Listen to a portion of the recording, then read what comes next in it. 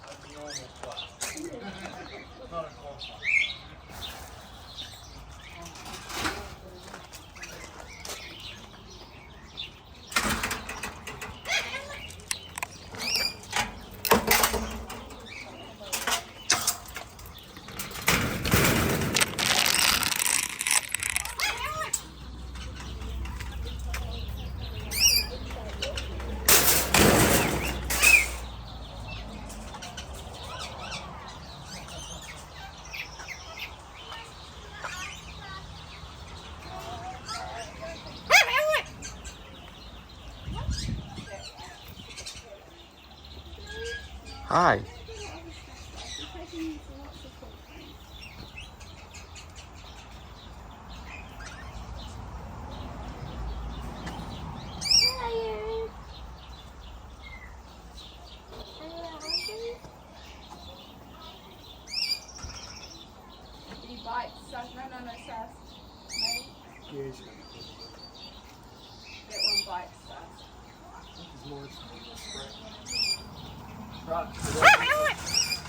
You're hungry?